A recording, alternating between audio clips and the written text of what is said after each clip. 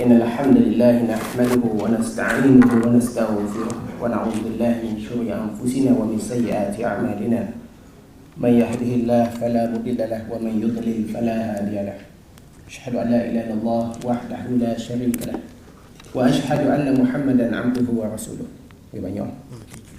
Yang saya muliakan, ikramkan ashabul fadilah, asatidzah keraduaan. Dan saya membayangkan di saat ubun-ubun saya masih lembut, ya, sebahagian asatidzah dan para duaan ini telah terjun dalam masyarakat dan menyampaikan qala Allah wa qala Rasul ala fahmi salaf. Dan mudah-mudahan Allah memberkati usaha mereka sehingga sunnah itu sampai pada kita, insya-Allah. Ya. Ustaz Musa, Ustaz Minhad, Ustaz Zainal, ya, sebaya dengan ayah-ayah kita, ya. Baik. Jadi saya tidaklah berbakat seperti kekanda Ustaz Abu Hanim, ya. Merujuk kepada kertas kerja saya, muka surat 70 hingga 79, ya. Saya menganggap tajuk saya ini adalah pendetilan ataupun lanjutan ke atas apa yang telah diterangkan oleh Ustaz Abu Qatadah, ya, berkenaan dengan keganasan Syiah dalam sejarah Islam, ya. Cuma saya akan detailkan sedikit sebanyak secara poin sajalah, dan saya membayangkan masa saya pun sama jugalah. Kita akan habiskan sebelum pukul 1 insya-Allah untuk solat Zuhur. Jadi tuan-tuan muslimin muslimat rahimakumullah, saya baca abstrak. Syiah merupakan salah satu kelompok ahli bid'ah yang muncul di pentas sejarah umat Islam, ya, bermula daripada dogma politik, akhirnya berkembang menjadi satu ideologi agama, ya, dan berkembang sehingga sekarang. Dan mereka, kita tidak dapat nafikan jenayah mereka ke atas Islam, ke atas sunnah dan ke atas ahlu sunnah, disebabkan i'tiqad mereka menganggap kita ahli sunnah adalah di luar, ya, di luar kelompok mereka adalah kafir, seperti mana yang telah diterangkan oleh Abu Qatadah, ya, Ustaz Abu Qatadah rahimahullah, hafizahullah ta'ala. Baik. Jadi saya membuat ringkasan lah kepada kertas kerja saya. Di antara poin penting yang perlu kita lihat penulisan para ulama seperti Al-Imam Ibn Katsir rahimahullah ta'ala di dalam Bidayah wa Nihayah, kita melihat bagaimana Imam Ibn Katsir, ya, mencatatkan perjalanan kemunculan daulah-daulah Syiah di dalam pentas sejarah Islam dengan begitu halus sekali konspirasinya, penyusunan politiknya, ya, sebagaimana disebut di dalam Bidayah wa Nihayah, iaitu Ibnu Nu'man yang datang seorang diri ke Afrika tanpa membawa pengikut, tanpa membawa harta, tanpa membawa apa-apa, akhirnya berjaya membentuk daulah, ya, Syiah, ya, di Afrika Utara, Palestin, Syria dan Lebanon, ya. Daulah Ubaidiyah, ya, daulah Ubaidiyah, iaitu Abu Abdullah Asy-Syi'i, ya, sehingga kan mengangkatnya sebagai Al-Mahdi, ya, mengangkatnya sebagai Al-Mahdi. Jadi dengan kuasa politik, dia akan gunakan sarana kuasa politik ini untuk menjalankan pembantaian ke atas umat Islam, menghancurkan sunnah, menghancurkan Islam dan ahlu sunnah. Seperti mana contoh yang telah dicatatkan oleh di dalam Akhbar Muluk Bani Ubaid, ya, bagaimana kuda khalifah masuk ke dalam masjid dan dikritik kenapa kuda khalifah masuk dalam masjid, sehingga kan para ulama Syiah memberi fatwa bahawa kuda khalifah ini, kuda Al-Mahdi ini suci, ya, kencing dan najisnya suci, dan dia mengingkarinya, akhirnya dia dibunuh, ya. Kita pun tengok video tadi bagaimana fatwa-fatwa ulama Syiah begitu pelik dan ganjil, ya, pelik dan ganjil. Baik. Dan akhirnya Al-Mahdi ini menurut satu riwayat, di akhir riwayatnya, ya, meninggal dalam keadaan yang sangat hina, keluar sejenis ulat daripada duburnya dan memakan kemaluan dia, ya, satu penyakit yang diturunkan oleh Allah kepadanya, ya. Baik. Dan kita tengok Abu Syamah rahimahullah ta'ala menceritakan tentang Ubaidullah, ya, iaitu pengasas kerajaan Syiah di Afrika, ya. Dia adalah seorang zindik, kafir, khabith, dan merupakan musuh Islam, menzahirkan diri sebagai Syiah dan bersungguh-sungguh untuk menghilangkan agama Islam. Dia banyak membunuh fuqaha, ahlul hadis, orang-orang soleh dan banyak manusia lainnya. Anak keturunannya lahir dengan pemikiran yang sama sepertinya. Apabila ada kesempatan, mereka akan menunjukkan taringnya. Jika tidak, mereka akan menyembunyikan diri. Ini hakikat orang Syiah. Baik. Kemudian kita tengok satu contoh lagi, kerajaan Syiah yang muncul dalam pentas umat Islam. Sebab itu kalau kita tengok, ya, Sultan Salahuddin Al-Ayyubi mengambil tindakan bijak. Sebelum berdepan dengan tentera Salib, mereka menghapuskan dulu kerajaan Ubaidullah ini ataupun kerajaan Fatimiyah ini, ya. Sebelum mereka berdepan dengan Nasrani, mereka menghapuskan dulu virus yang ada dalam negara mereka, iaitu kerajaan Syiah ini. Baik. Bagaimana kita lihat kerajaan Syiah ini juga berpakat dengan tentera Salib untuk menyerang kerajaan Saljuk, ya. Bentuk tindakan yang sama. Kalau kita tengok sekarang pun Iran, ya, walaupun secara zahirnya menyatakan pemusuhan kepada Barat, hakikatnya mereka berpakat dengan Amerika, dengan Rusia dan sebagainya untuk menyerang umat Islam. Dan seterusnya, kerajaan Syiah Buhaywiyah, ya, iaitu satu kerajaan yang muncul di saat kelemahan kerajaan Abbasiyah, ya. Dia muncul dan akhirnya waktu ketika kemunculannya, khalifah itu hanya menjadi boneka, dan yang memegang tampuk pemerintahan, kuasa politik dan sebagainya adalah Syiah, ya. Sehingga dia memaksa piagam negara, ya, untuk mengenakan undang-undang mewajibkan rakyat untuk meratap atas kematian Hussein, ya, dan melakukan ritual-ritual Syiah, dan mewajibkan masjid-masjid, ya, untuk melaknat Abu Bakar, Umar, Uthman radhiyallahu anhum. Itu yang berlaku sekiranya mereka dapat kuasa politik, ya. Baik.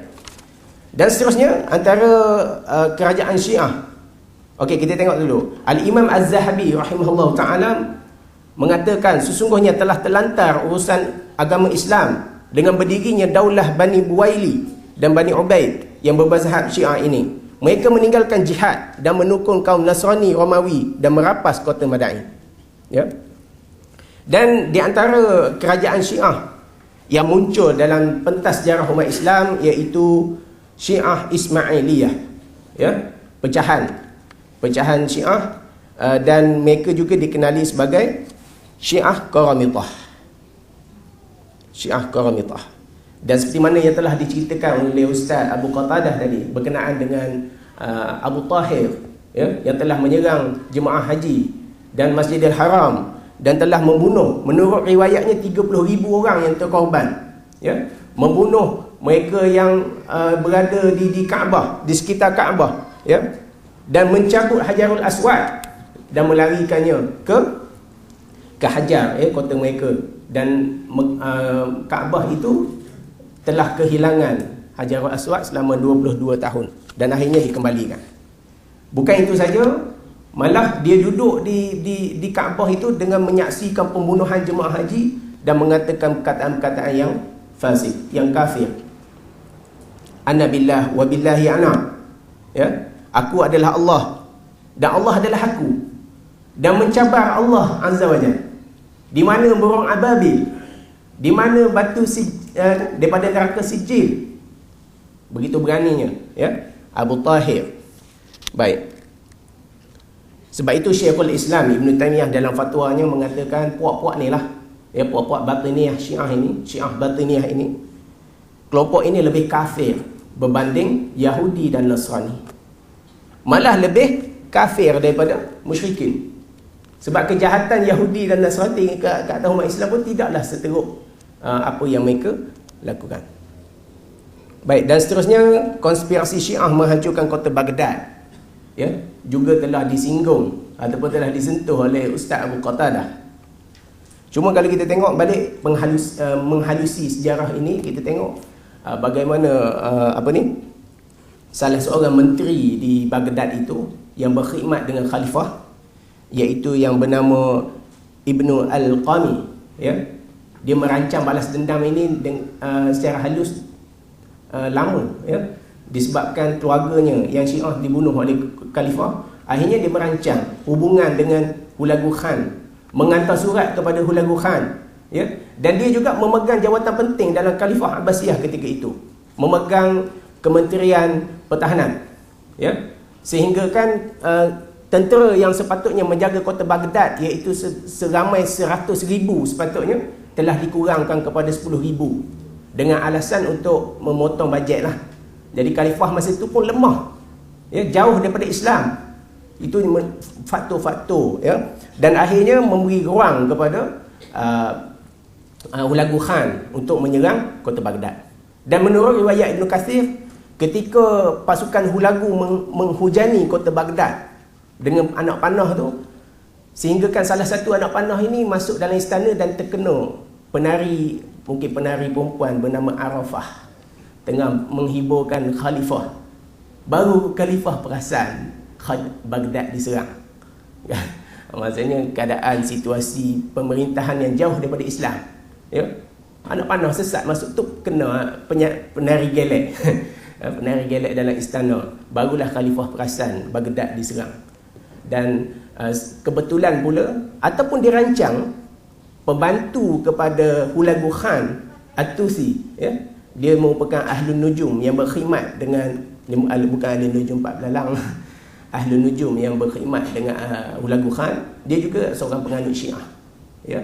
Sehingga kan begitu lemah sekali pertahanan Baghdad, sehingga kan Aqlami berjaya meyakinkan khalifah supaya buat perjanjian dengan Hulagu Khan, membawa 700 kenderaan yang terdiri daripada para ulama, ya, para fuqaha dan orang-orang penting kerajaan, seramai 1,200 orang pergi berjumpa dengan Hulagu Khan, ya, untuk buat perdamaian. Akhirnya mereka semua dibunuh. Dan ada riwayat mengatakan khalifah ketika itu cuba mengahwinkan anak lelakinya bernama Abu Bakar dengan puteri Hulagu Khan, tapi akhirnya dibunuh. Dan menurut riwayat Aqlani meyakinkan Hulagu Khan supaya membunuh khalifah dengan cara mencekiknya, ya, mencekiknya. Baik. Jadi itulah kejahatan pasukan gerakan Syiah dalam melemahkan dan memusnahkan kerajaan-kerajaan Islam. Dan juga kalau kita tengok sedikit tambahanlah, tidak ada dalam penulisan saya, iaitu Daulah Safawiyah, ya.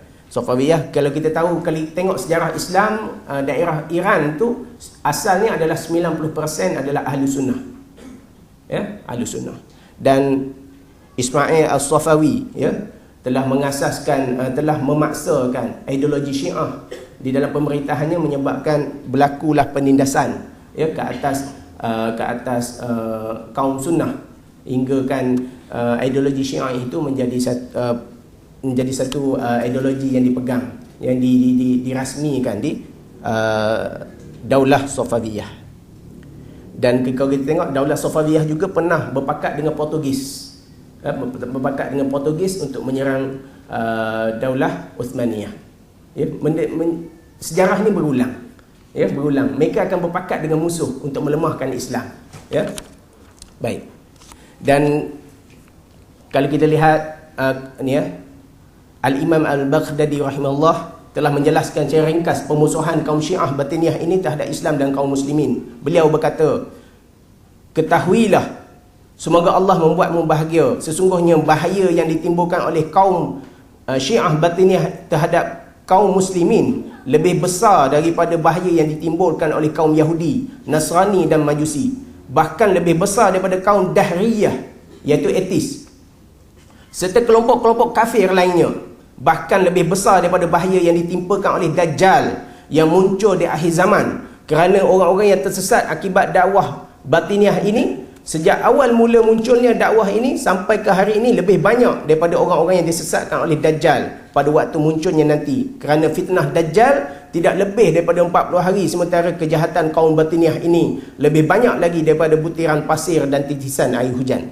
Ya, ini adalah betapa dahsyatnya, ya, orang kata apa, politik, ya, politik kaum Syiah dalam melemahkan umat Islam.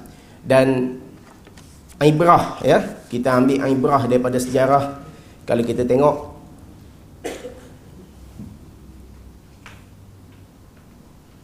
kekejaman ataupun keganasan kaum Syiah ke atas dunia sunnah, ya, dunia orang Islam ke atas kaum sunnah masih berterusan sehingga sekarang.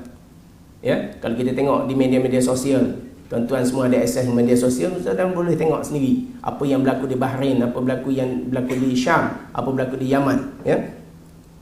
Dan kadang-kadang kita lontarkan perbincangan ini, ya, apa yang berlaku, apa respon yang berlaku di kalangan yang lebih malang lagi, agamawan yang mengatakan ini berlaku di Timur Tengah.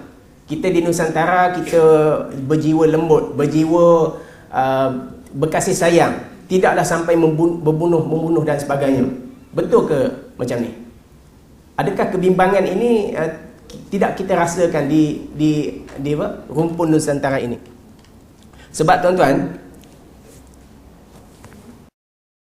apa yang saya buat kesimpulan lah daripada fatwa para ulama, melawan Syiah ini adalah dengan ilmu. Ya, kalau sekadar dengan politik, mereka lebih pandai dan licik berpolitik daripada ahli sunnah. Mereka berpolitik daripada zaman Khalifah Ali lagi. Kan, kita begitu lemah, begitu muda untuk berpolitik berbanding mereka. Jadi kita kena lawan Syiah ini dengan ilmu. Soalan Abu Hanim tadi tu, kita kena lawan dengan ilmu. Sebarkan ilmu tentang kesesatan Syiah, ya, sebarkan ilmu kepada masyarakat, kepada diri sendiri dan sebagainya. Dan apa yang lebih memeningkan kita adalah kelompok Sufiyah, Kuburiyah, ya, terutama di selatan Yaman. Bagaimana mereka begitu begitu menyanjung usaha-usaha takrib Sunni Syiah. Seperti mana saya petik salah satu perkataan Habib Ali Al-Jufri, ya, mereka mengatakan musuh Islam yang sebenarnya adalah mereka yang cuba meyakinkan Sunni dan Syiah bermusuhan. Bayangkan, ya. Tapi kita tengok tak logik kalau Habib ni nak bergaduh dengan Syiah. Sebiji sama. Kalau kita tengok sejarah Islam, bagaimana batiniah itu memakai jubah Syiah, adakah tidak logik di zaman sekarang batiniah ataupun Syiah itu memakai jubah Sunni? Ya, benda itu boleh berlaku dalam sejarah. Dan kalau kita tengok yang terbaru, ya, Ustaz Farid Okbah telah mendedahkan, ya, telah mendedahkan rancangan membunuh 100 ulama ahli sunnah wal jamaah di Indonesia. Ya, maksudnya benda ni boleh berlaku. Bagaimana kaum-kaum Syiah, saya tak tahu majoriti ataupun minoriti di Indonesia. Saya rasa minoriti, kan. Minoriti taklah ramai, kan, Syiah di Indonesia, tapi mereka pernah melakukan kekerasan. Apa yang berlaku di kes Az-Zikra, ya, Ustaz apa ni? Ustaz Arifin Ilham, ya, daurahnya telah diganggu oleh sekelompok Syiah. Tu tak dapat kuasa lagi tu. Kalau dah dapat kuasa, kan. Dan yang terbaru kalau kita tengok Emilia ni dikira macam mana ni? Ketua wanita Syiah di Indonesia, ya. Dia statement terbaru dia, kami Syiah sudah biasa melukai diri sendiri, apalagi melukai orang lain, kami lebih bisa lagi. Satu statement yang provok umat Islam. Dan saya kongsi satu pengalaman saya buat lawatan akademik ke jaringan Islam liberal di Jakarta. Saya buat satu diskusi dengan Ulil Absar Abdallah. Saya tanya, ada satu soalan saya tanya, sebab saya mengikuti penulisan dia. Ulil Absar Abdallah, ya. Jadi apa yang Ulil Absar kata ni, dia kata, saya tanya satu soalan kat dia. Saya kata, dalam penulisan tuan ni, saya tengok ada sesuatu yang konsisten berkenaan dengan sikap kaum liberal Indonesia, keprihatinan mereka terhadap Qadiani dan Syiah. Seolah-olah mereka membela Qadiani dan Syiah, Ya, dia jawab, dia kata kerana kelompok ni adalah kelompok minoriti atas dasar hak asasi manusia, mereka ditindas. Kan? Sebab tu mereka sangat membela kelompok Qadiani dan Syiah. Sedangkan hakikatnya ulil absar mungkin dia tidak kaji dengan lebih. Kaum Wahabi lagi rabak, lagi minoriti. Patutnya dia orang yang pertama kena bangun dan membela yang dituduh Wahabi ni. Tak ramai. Ya, tuan-tuan ingat senang nak kumpul macam ni. Payah tuan-tuan. Kita minoriti. Ya, sepatutnya ialah ulil absar kena bangun dan membela Salafi yang tertindas di ceruk serata dunia. Jadi tuan-tuan sekalian, saya kira cukuplah apa yang orang kata apa? Khulasah lah, ya, mukhtasar kepada paperwork saya. Mudah-mudahan dia memberi manfaat. Dan wabillahi taufiq wal hidayah. Wassalamualaikum warahmatullahi wabarakatuh.